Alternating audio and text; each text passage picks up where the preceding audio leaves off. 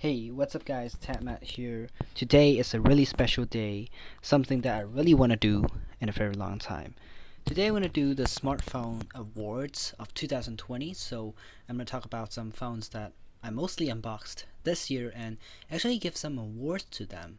So some of them may be flagship phones, which has the best specs at all in all of these phones. Some of them are the cheapest phone, some of them are some special phones, maybe some of them are budget phones. So we're going to talk about it today. I really want to do this for the first time, so stay tuned for later. Anyways, let's get into it.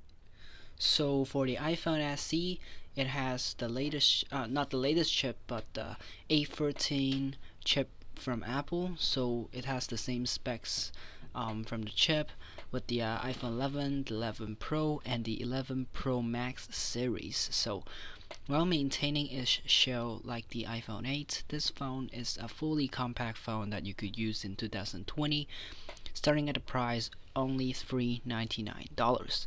So the screen has a 4.7-inch LCD display, Retina display, while it's not as big as the iPhone 11, 11 Pro, and 11 Pro Max series. This is a dead giveaway, but otherwise I would say while this phone is my daily driver, I wouldn't say it's a bad phone to use. So the first budget smartphone award goes to the iPhone SE, which is the champion of this year's budget smartphone. So the runner-up of the budget smartphone award goes to the Honor Magic 2. Now this smartphone is actually released in 2018, so it's a 2-year-old phone. But if you want to buy something even further than Apple's iPhone SE while maintaining the price less than $300 or $400, you could buy this Honor Magic 2. So this phone has a 6.39-inch display while maintaining its ratio at a very good rate. So it's a 1080 times 2340 OLED display. So the front-facing camera right here at the bottom has a 60 megapixel main camera, 2 megapixel wide camera. So flip on the back, we have a glass back. So this is the red color, AI vision, so the camera can do AI. So we have a flash at the top, and this one is the 16 megapixel wide lens. This is the main camera, 24 megapixel wide lens. This is ultra wide, this is wide lens, and this is the 16 megapixel microscopic lens. So you could zoom with this guy, so it's in a separate piece. Overall, I would say this phone, the design wise, isn't bad at all. So we have a separate steel band to protect the screen from impact, so it could actually absorb the impact when it's dropped. So this phone is pretty nice. I would say the screen ratio is so good. Look at that. This is some quality in 2018, which some companies right now still keeping it a notch. I didn't say the name, but you know who that is. So moving on to the next award. Good job, Honor. Okay, so for the best foldable smartphone, of course, is the EZ Fold 2. I know Samsung released the Galaxy Z Flip early in this year, early 2020, around March to February to March, but they come out with the new tech, EZ Fold 2. While having a bigger screen than the first version Galaxy Fold on the front display, it has an Infinity O display on the front, while maintaining a large display on the inside, so when you play games, it's a really good phone. It does have Snapdragon 865, I think 865. Of course, it's easier to break, but if you use the case and you don't drop it, probably this is a good phone for you. While maintaining a high price, this phone is the most innovative smartphone of 2020. So this phone has the ability to fold and unfold, which is pretty nice because when you put it here, you could type here, which is a pretty nice type of tech that you should have. And I'm hoping that Apple is gonna make a foldable smartphone in the future, using full screen instead of using their notch. I know the notch looks good, but is a way to step forward with the Infinity O display. Either an Infinity O display, maybe a pop-up camera, maybe an under screen camera too. So they're developing that type of tech. So looking forward for smartphone development in the future. Okay, so the third runner up of the best camera phone goes to the Huawei P40. So the Huawei P40 or the P40 Pro has a 15 megapixel wide camera, an 8 megapixel telephoto camera, and a 16 megapixel ultra wide lens. So for this phone, it could shoot up to 2160p display. I mean, the video quality goes up to 2160p, and it has a 6.1 inch 1080p display, while having either 6 gigabytes of RAM or 8 gigabytes of RAM. The battery capacity is 3800, so the main point is the camera. This phone with the camera is massive design, attracts many people to buy this phone. It's just really good. You could see their advertisement, their job, that's very good, but would I use this phone? No, because it's it's banned in the US, and I'm afraid if I use this phone there are some restrictions. I can use Google, I can't use Google Play. There are many apps that is suitable and is, the Google Drive, Google Docs, Google Slides, everything that I need, I can't use it on this phone. So that is a dead giveaway, although the camera is really nice too.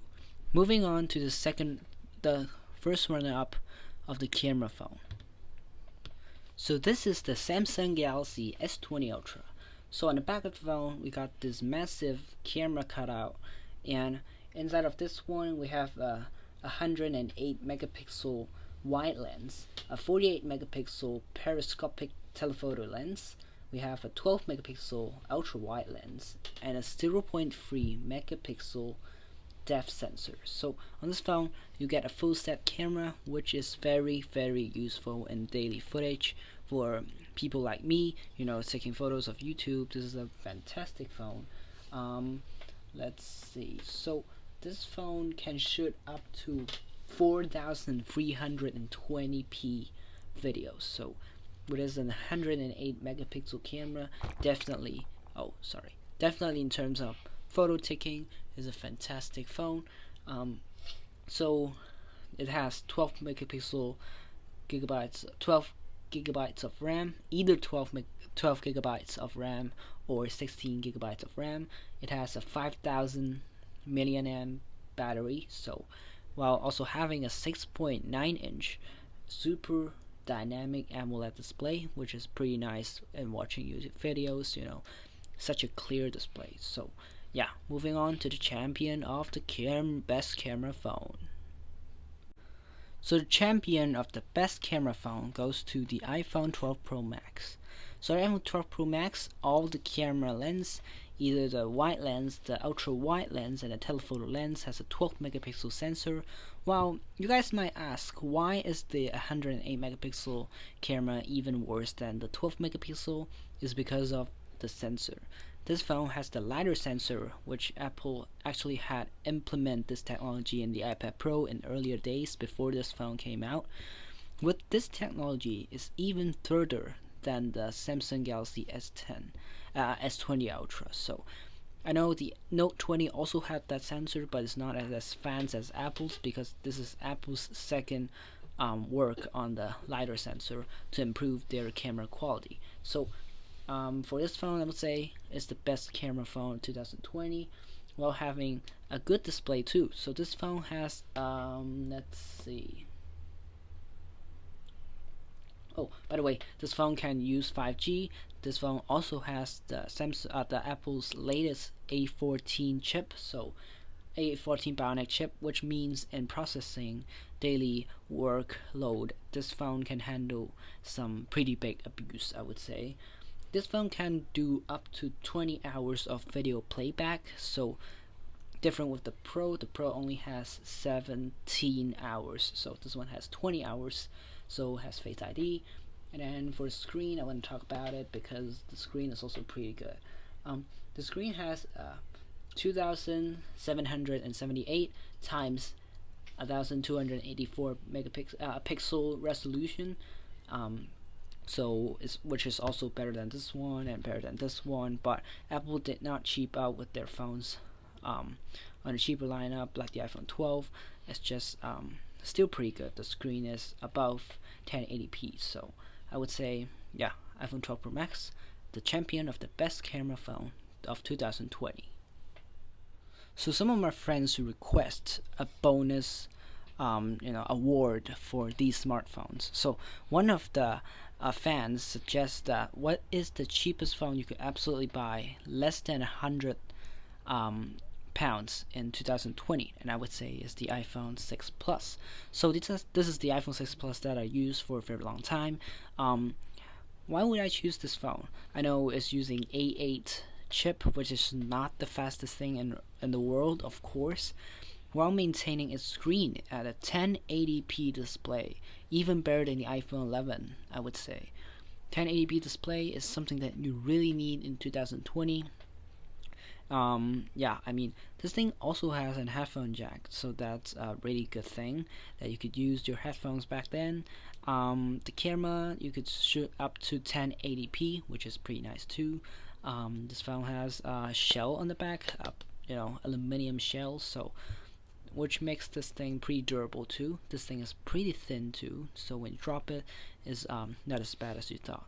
And other bonus, I'm gonna do this really quick, is the cutest phone. The cutest phone goes to the IXS. So this is the IXS that I bought, which this one should came out in January. This is type of thing that I would actually show you guys and unbox it in January, but just want to show you guys here first.